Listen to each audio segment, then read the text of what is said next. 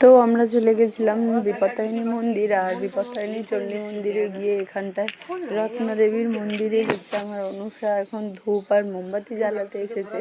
দেখুন ও কতটা এক্সাইটেড যে ধূপটা ধরাবো মোমবাতিটা ধরাবো এর জন্য, কিন্তু কি আগুন তো একটু ভয় লাগে, ওই জন্য বুঝতে পারছিলাম না, একবার এপাশ একবার ওপাশ করছি, কিন্তু ও বিশাল মজা করে যাচ্ছে। দেখ খুব এক্সাইটিং মুড নিয়ে আছে যে এবার কি হবে এবার কি হবে। এটা হয়ে গেলে তবু কেউ তো একটু বিড়ি খাওয়া শিখতে পারছে, তাহলে ধূপ কেনার ওই ধূপটা ছেলে খাওয়ানো সেটা শিখে গেছে। তো ছেলে হয়েছে যখন করেছে তখন দোষ দেবে না, তো ছেলেটাও সিগারেট দিয়ে চলে যাবে।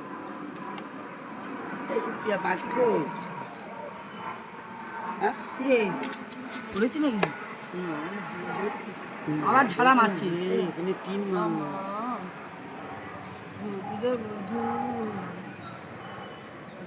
আমার নুনুর একটা দেহাতে তুলে